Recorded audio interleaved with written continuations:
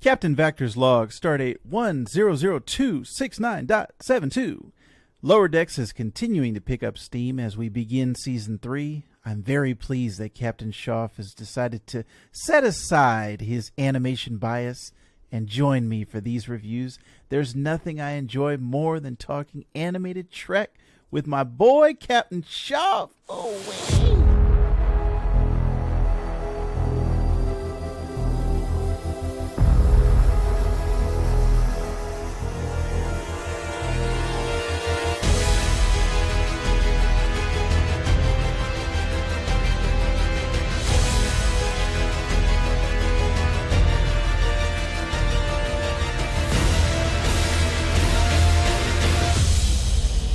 And we're back!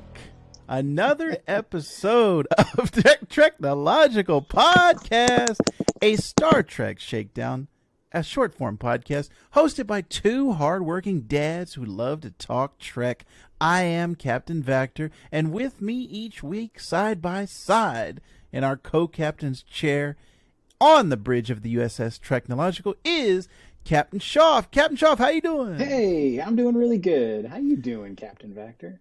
Very well. It's my favorite time of the week because I'm here talking Trek with you, sir, and with your peak, even though we can't see it under your hat. Yeah, it's there. I mean, it's kind of deflated, but it's definitely there. It's really long in the back and the sides. You know what? I'm going to put it out to the podcast nation out there. So for Trek Talk, for anybody out there that cares or wants to have a say in this, please vote. Do you want me to cut my hair or let it continue to grow? I need to know. The Trek faithful, it is all up to you. And you know, Captain Shoff, our Trek community is growing. We've actually been seeing some great growth on our TikTok, and no small part thanks to Captain Shoff's efforts. He has been using the Herculean strength of Captain Shoff, putting the TikTok on his back and getting us some great exposure. So thank you, Captain Shoff, and thank you, TikTok viewers, listeners, for joining us. And if you want to join us, you can always head over to all of our socials are basically TREKnopod. I believe TREKnopod. Yeah, TREKnopod. Mm-hmm. Instagram, Twitter, and TikTok. You can always join us each and every week. We'll be putting out some great content, and specifically some Shoff content, because this man, he's got ideas coming out of his ears, ladies and gentlemen. He had a fantastic idea this week, and it was a thirst trap. I'll just put it that way, but you got to see it. You have to see Captain Shoff. I showed my wife today, and she was blown away. She was like, "What are you guys doing over there on TREKnological?" Did she laugh? She did. Okay. She was like, "What is this?" I mean, she can be blown away and everything, but like if she doesn't laugh, then I haven't done my job. So she loved it. Okay. But I hope you will love it too, dear listener and dear viewer. Each week, we're going to be traveling to a new planet to seek out new Trek news, as well as boldly going through our thoughts of each episode of Star Trek Lower Decks. All right, Captain Shoff, set a course for the nearest planet, Maximum Warp. Aye, sir. Course laid in. Yo, yo!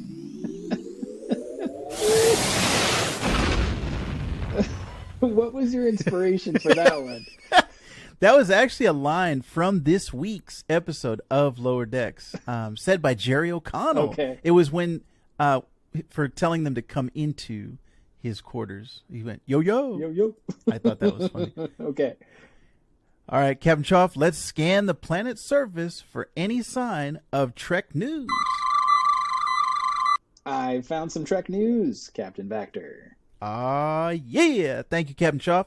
Please transmit those news articles, not nude articles, over to our show notes for the listeners. Now then, let's continue our weekly mission with our episode discussion. This week's episode was called The Least Dangerous Game, Shoff. Production number LD3002. First airing 1st of September 2022. Directed by Michael Mullen and written by Garrick Bernard. And before we get into our discussion, we want to let everybody know that this is going to be a spoiler-filled discussion. So if you have not seen Lower Decks Season 3, Episode 2, we want to give you a spoiler alert right now. Red alert!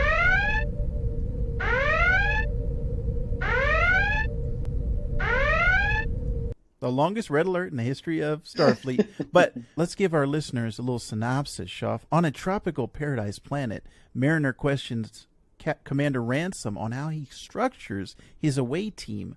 Our boy Boimler makes a bold career decision. Yep, bold Boimler. So what'd you think, Shoff, of The Least Dangerous Game? The Least Dangerous Game turned out to be the most fun time I had. This was a great episode. Obviously we're only 2 episodes into the season, but I would definitely say that this one is going to be a contender for, I think, one of the best episodes of the season. Yes. This was great. This was top from start to finish, top down. It had everything I could have wanted and more. It was a lot of fun. I mean, especially even how it started. The episode started with this really, really fun Martok D&D-esque style game of them role playing as Klingons and trying to die with honor. And it was just like so funny to me. I loved every bit of it. I'm probably going to mispronounce this, but it was Batleths and Bucknucks. That was the Star Trek version of D&D, like you said. So yeah, even from that opening, I was in. I was like, this episode is going to be great, and it did not disappoint. There was this was a jam-packed episode. I did not, I would say for a second of this episode, I was not disappointed. Everything from like you said, from start to finish was great. And actually, Shoff, The Least Dangerous Game, I don't know if you knew this, and I'm sure our listeners knew this, but it's a reference to The Most Dangerous Game, which was a 1924 short story about a big game hunter who is himself hunted on an island by a Russian aristocrat. And you've seen it many times in different movies and things, and even episodes of Trek. The original series had The Squire of Golliths. Deep Space Nine had Captive Pursuits. Voyager had The Killing Game, and then Enterprise had Rogue Planet. So this is a tried and true Trek theme that we've seen throughout the shows. And now Lower Decks has their own version of The Most Dangerous Game. But that's always interesting when I see that in TV and movies. I remember growing up, there was that Ice-T movie where he and I can't was remember it a the movie name of it. about Ice-T, or it featured the actor, the musician Ice-T? Yes, okay. It was. Yeah, I'm going to look that up while we're doing Ice-T, here. I don't think that would be a very good movie. I mean, I love the taste of Ice-T. Don't get me wrong, but I don't think a movie. Oh, Surviving the Game. I don't know if you ever saw that, from 1994. Was that a straight to VHS release? I think this was a big deal, Shoff. April 15th, 1994. This was Rutger Hauer, Gary Busey. Okay. There was a ton of guys. F. Murray Abraham. Now, it only made $7 million, but in my mind, it was a blockbuster. I was watching that nonstop just because the idea of hunting people was like, whoa, this is crazy. And there's another connection to Star Trek. If F. Murray Abraham was in it, he played the villain in Star Trek Insurrection. So there you go. I love him as an actor as well. But yeah, that just the idea of hunting someone is very interesting to me. And did you know, Shoff, the hunter in this episode was actually voiced by Nolan North, Uncharted himself, Nathan Drake. I saw his name in the credits, but I didn't know who he voiced. I mean, that doesn't surprise me. He's so prolific. He does so much work. He's I would say probably every day he's in the studio doing something. That dude is always working. The character of Cranch, the combination of ketchup and ranch, something we all love.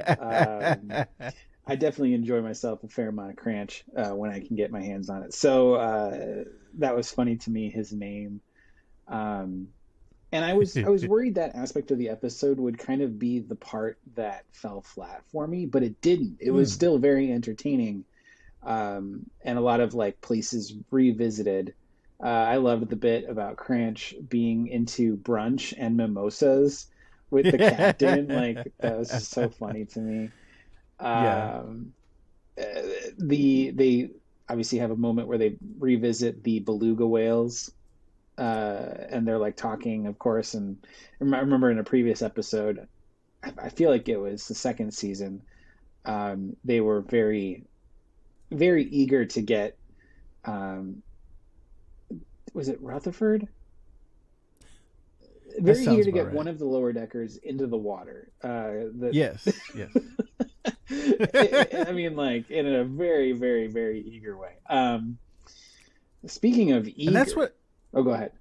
I was gonna say. That's what I love about Lower Decks. Also, is just the background references and things that are almost like throwaway Yeah. jokes, but it just they reward you for being a Trek Oh fan. yeah. Oh yeah. So yeah, those belugas were great. um, I think it's amazing that they always find something for all the lower deckers to be involved with. Like this was a great Yeah. episode of everybody having something important to do.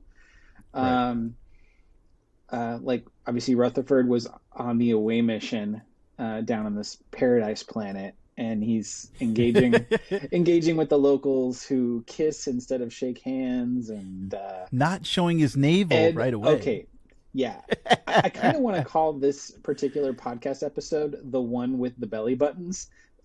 You know how like Friends would always do that, like Oh yeah. the one where Right. Ross does this, the one with Chandler, blah blah blah. Like I think it'd be funny Yeah. if we called this one the one with the belly buttons, because like that would be an easy way to remember this episode. Because I Yeah. mean, I've never seen a Trek episode focus so much about belly buttons. I even wrote down a line from it that it just had me laughing so much. Ransom's like, "Just show him your belly buttons, you'll be fine." And Billups, voiced by Paul Scheer, who I love, Yes. Yes. he's like, "We tried One of my that. It just made favorites. him angrier." And then Rutherford's in the background going, "No, look, our B buttons are out and about." Yeah. Our B That was buttons. great. And then later they find out that Billups has an Audi, and that's causing him to get sacrificed to a sentient volcano. I'm like, who writes this stuff? Because this is hilarious. Yeah. Oh my gosh. Oh my. Everything on the Paradise Planet was great because it just wasn't what it seemed to be, and then yeah, just who they were sacrificing to, the society on Yeah. the planet. Isn't that Trek though? Everything That's there so is great. Trek to be subvertive in the expectations. Yeah. Um, I mean, Strange New Worlds did it. Every show has done it, and it's a kind of a frequent approach. And I love that aspect of storytelling because it keeps you interested. You think you know how Mm-hmm. it's going to go, you don't know how it's going to go. And especially on Right. this show when it's animated and anything goes, like it's really a grab bag on like what's going to happen next. What I did not expect on this episode, Vactor, that I was pleasantly surprised about was Tendi showing some skin, Dang. some very green skin. And I'll tell you what, I know what you're saying. She's a cartoon. I get it. But I'll be darned if Tendi was not accelerating my warp core to unsafe velocities. You know, between She-Hulk and Tindy, Shoff's green fetish was very, very overworked You know, this I was week. thinking about that. I was thinking, you know what? Green's had a really good week. It's been being green is a real good time to be green. You know, we always joke, we Yeah. say, you know, it's a great time to be a geek and alive in this day and age, right? Like, um, but it's even better right now to be green because green's taken over. It's yeah, it's in to be green right now, Yeah, Shoff. green is trending. I really liked the Boimler storyline this episode where he was not saying no to anything. He was ready to take on, accept any challenge, and what it seemed to increase like his networking abilities at first and the things like that, but then just ended up getting him in trouble. And then Yeah. by the end, he still hadn't learned his lesson. True, true. But I think we're going to get to see more from that. And I think that's just creating a nice change for him, because we know he's the rule follower, he's the by the books guy, he's, so this is something where we haven't really seen from him before. So that's going to be a lot of fun. But what really was the precursor to all of this bold Boimler stuff is he saw a fellow ensign who apparently was a big joke. Like, he was the first one to get like stabbed on an away mission or something like that. And he just shot up from ensign to captain in one jump, one massive quantum leap of a jump. And I know what their intention was with this, and I wonder if you caught it, because I know you love the J.J. Abrams Star Trek movies, and of course they show Captain Kirk in the first one. He goes from a cadet to a captain in basically one jump, with some like clever maneuvering on his part. And it's definitely like a joke about how quickly someone can become a captain in Starfleet. And so I loved that little like nod back to that, without being diminutive, without being heartless or rude or whatever. Like, it still respects the source material by giving another person that same opportunity. So I thought it was cool. Yeah. That, and then also the other J.J. Abrams reference was the parachute dive by Mariner. And when I saw that, I was like, yeah. That was like the highlight for me, being a big J.J. Abrams Trek fan. So yeah, that whole sequence where she had to parachute down and then climb back up and then parachute down again, and she was sleeping when she came back down the second time. Her arms she was so exhausted. Yeah. So yeah, that was just great. Everything about that, and that whole thing between Mariner and I don't know why I always forget his name. What is Jerry O'Connell's character's name? Ransom. I'm sorry. I think Ransom Jack and Mariner's. Ransom, I think, is his name. Yeah. Yeah. Right. That whole storyline and subplot was great, and we've seen him working out many times on the show before, and there's one where he's like lifting. Are you lifting right now? He's like, this is barely lifting.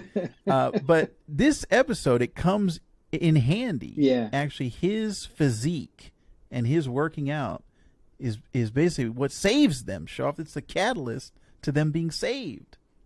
Yes, and we're seeing a different side of Mariner as well, because she's sort of having to be a little bit more by the book. She's having to fall in line and actually take orders and obey, and she's seeing the benefit to that as well, and seeing a different side of Ransom as well, having more respect for him where she normally had absolutely none. So everybody has something to gain here. I think Tendi served more the purpose of, first of all, being a serious amount of green apple eye candy for me, but also she was the one obviously encouraging and inspiring Boimler to be bold. So he just kind of took it in a different way than what she was intending. But overall, I mean, she's a very hopeful person and very positive and optimistic. So that was like her purpose to serve. But we didn't get very much Captain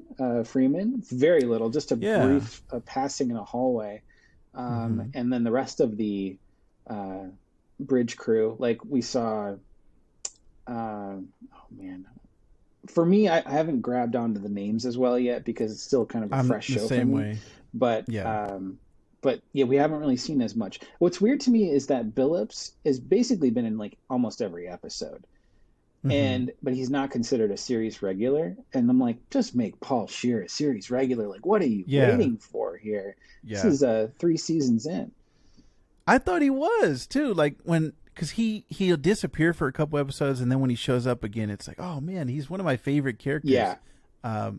Every time I see him, they make a funny line because he's down on the planet and like basically getting like wooed and flirted with like crazy, and there's all these like beautiful women and people and whatever, and Ransom's like, be careful you don't accidentally become a king because if he loses his virginity, he inherits the crown. So I was Yeah. like, oh, these are nice callbacks. I mean, there's really the benefit of paying attention. So Yeah. that's fun. Were you thinking about the security officer earlier? Yes, they were playing Shax. Shax. Thank you.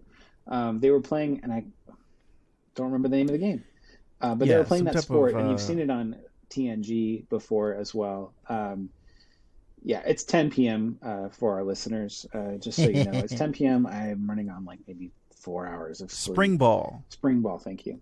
a Bajoran game. And he is, in fact, Bajoran as well, so that makes sense why he would play. Yeah, he had a great little sequence, like just a catalyst for what was pushing the plot forward and setting up the bold Boimler stuff, but also kind of rewarded him and gained a friend or a confidant because he joined him for his choir group. Do you think we'll see more of Cranch, or was that just a one episode appearance?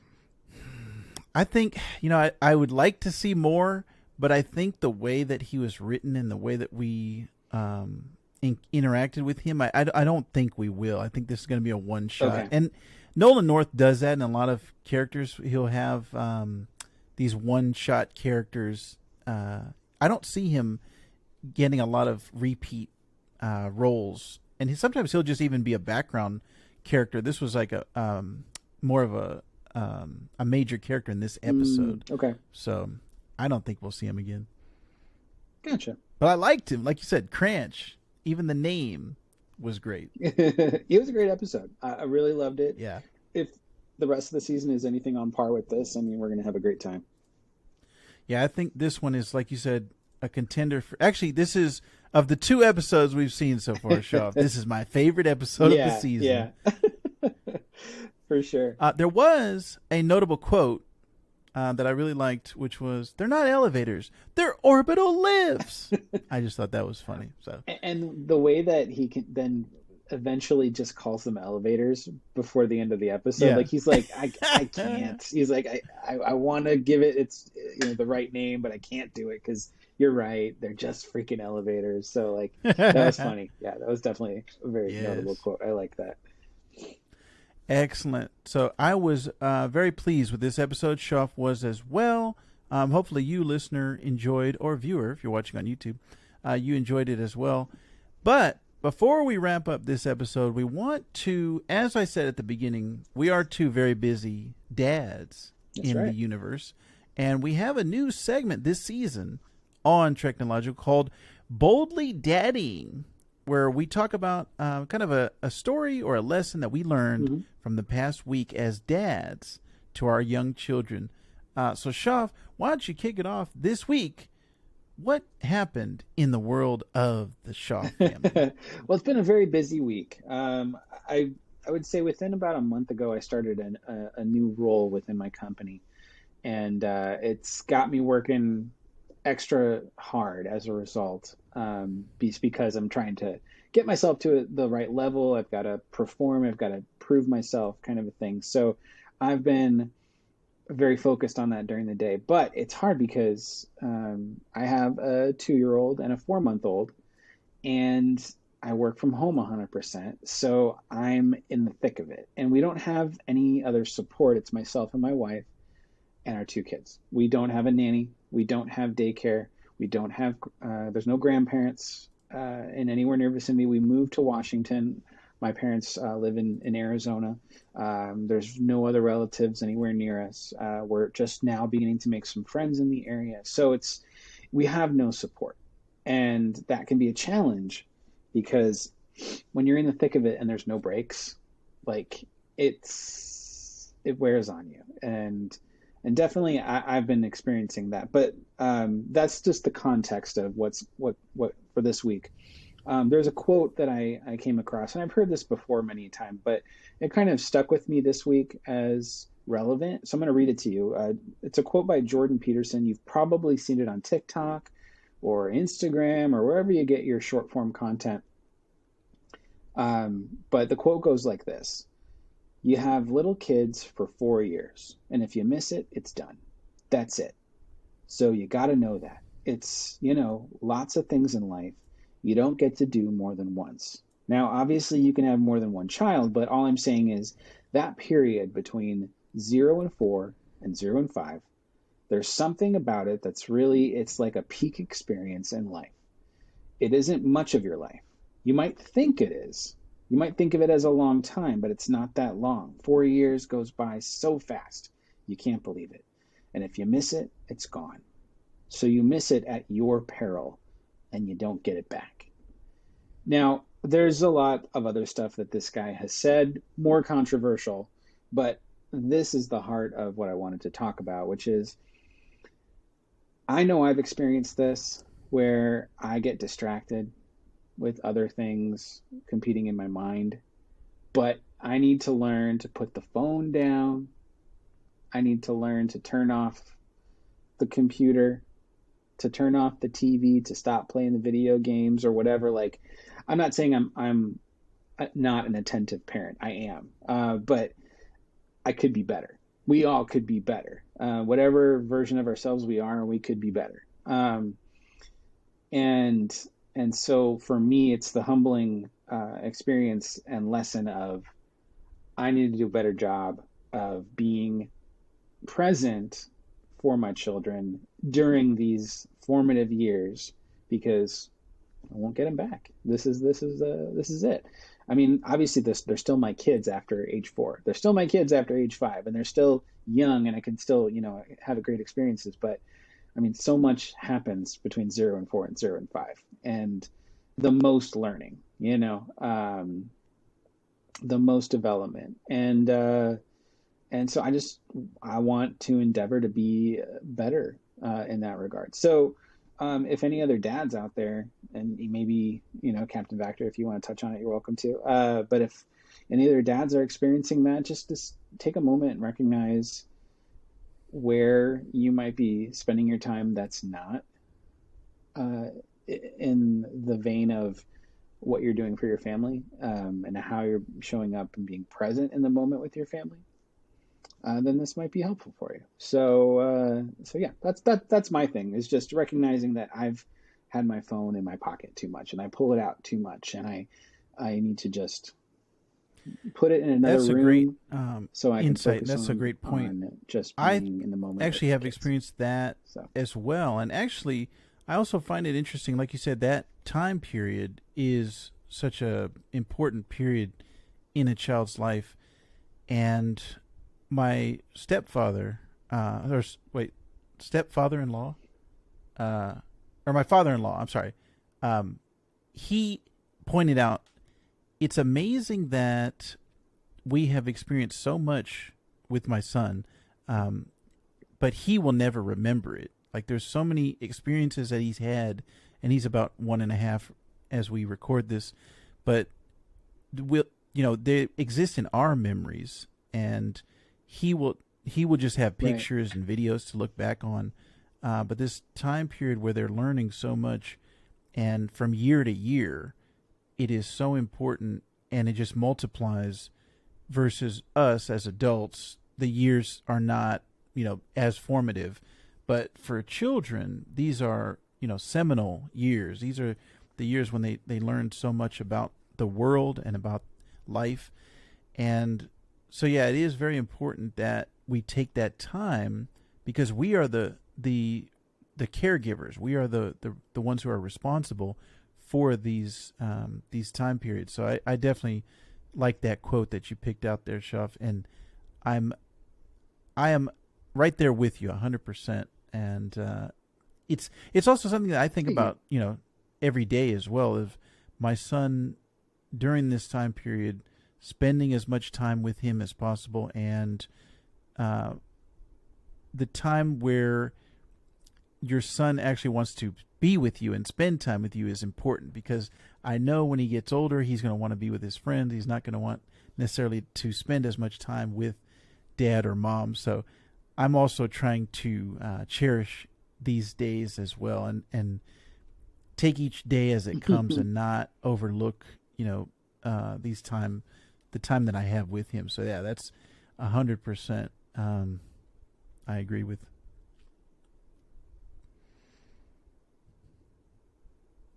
Oh yeah, yeah. And you know what? It's so interesting with COVID and everything sort of locking down. Like my firstborn Mm, was right in born there. during, Right. like, I mean, she was born in Yep. July 2020. You know, so it's like that was just months after everything stopped. Like everybody was forced to stay home, and we really kind of went inward as a general public. You know, and but at the same time that focusing inward allowed a lot of us to really focus on what's important. And I think families got stronger as a result, having to be in those close quarters and, really live with each other.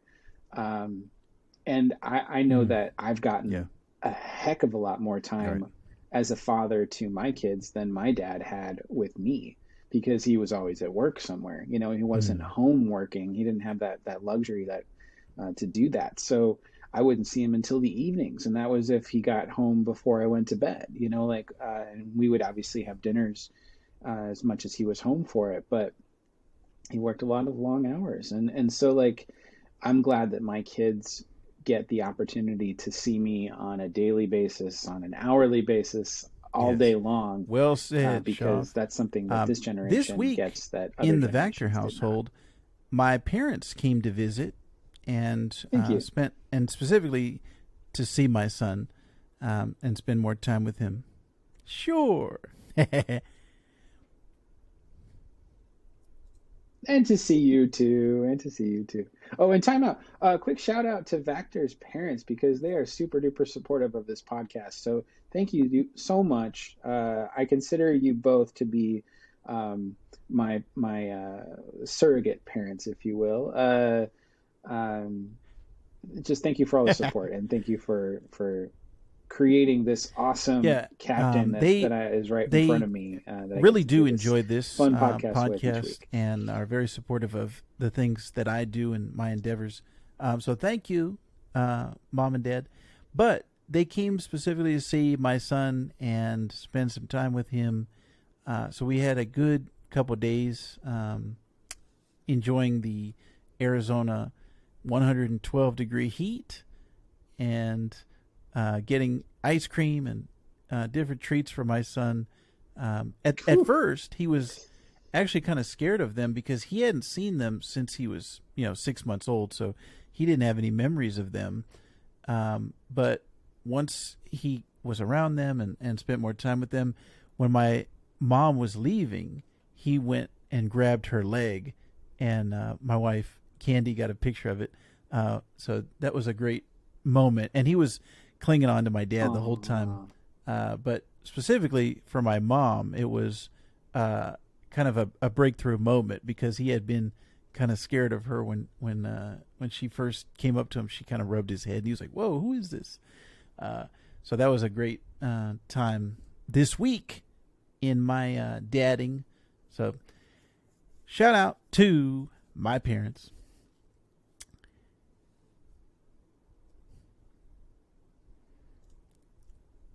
That's awesome. That's so great. Another thing I was thinking about with the Mm, COVID thing is a lot of our right. kids grew up with meeting people with masks over their faces. It's like definitely when like my parents haven't had a chance to physically meet my newest daughter because we lived in Colorado and then we moved to Washington. There just hasn't been Mm, a chance. But when they met Emily for the first time, my yeah. two-year-old, they were wearing masks. And, like that's such a weird thing. Like kids seeing that, not seeing a full face, not seeing if you're smiling or not. Like it's strange. It's a strange upbringing to have. And so a lot of kids that are in that generation, our kids' generation, have a weird start to their lives with with that and being exposed to that. So it makes Yeah. me very intrigued to see what that will look like for them in the future, like as they grow and what they remember, Yeah. because they were the first generation to sort of not understand Oh, why. We were so glad when the mask mandate was taken off for flights because we were obviously going to be flying from Colorado to Washington, and my daughter had just turned 2 less than a month right. before our flight. Mm-hmm. And I was like, she's not. I can't even get her to wear a hat on her head. Like, I can't get her to wear sunglasses. Sometimes I can't get her to put on Right. her, to let me change her diaper. Like, you think I'm going to be able to get to put a mask on her and she's just going to wear it for a 3 hour flight? Forget it. That's not going to happen. So I'm so glad that that was lifted, because otherwise, I mean, it would have been a Yeah, this very is difficult and challenging unprecedented experience. times, and we don't have anything. And so, I yeah, can't think of anything just a similar new to world we're relate living in. to for my son. And I am kind of glad that he won't remember a lot of this time. No. I'm glad that he wasn't of an age that I think he really would have felt isolated or locked down during this time. So I'm sure by the time he's grown, he's not gonna be experience. Hopefully, fingers crossed, he's not gonna be experiencing that again. But yeah, that was very strange times we've been living in and continue to live in. So we will boldly trek forward as we move through the ages, but we want to let everyone know out there, we thank you very much for everything that that you've joined us for, whether it be in audio format or now we are on video, whether that be Instagram Reels, TikTok, YouTube Shorts. We are out there in the world, or just YouTube in general, and we would like you to continue to support and join us, and let one of your friends or family know about Trek, about TREKnological. Share it with all of your Trekkie family and friends. And if you would be so bold, if you'd be so kind to leave us a 5-star review in either Apple Podcasts or Spotify. Hopefully some of these other podcasting platforms will start getting the 5-star rating systems, but those are the main ones right now. If you can, leave us a comment wherever you can. Subscribe to us on YouTube, and hit that notification bell so you can always get new episodes. We're going to be trying to put these out weekly, and the short form content we're going to be increasing the output of. Like I said at the beginning of the show, Captain Shoff is spearheading the short ideas. So anytime there's a good idea, it's probably Shoff. If it's a bad, unfunny idea, it's probably me. So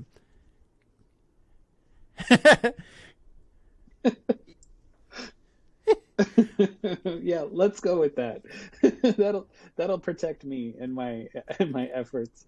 Shout out to the TikTok community, because the Trek Talk, as they're calling themselves, the Trek Talk crew, so welcoming, so nice, and it's been really great getting to sort of see all these really fantastic people embracing what it means to be a Star Trek fan, and doing so in their own unique and individual ways. So I'm really looking forward to digging deeper and making a lot of friends through this, and hopefully making some people laugh along the way. So please, please, please check out our various social media, which includes Instagram, Twitter, and TikTok. So next week, Shoff, we're going to be continuing our journey into Lower Decks, episode 3 of season 3. But this week, Shoff, I believe our mission of the week is complete. See you later, everybody.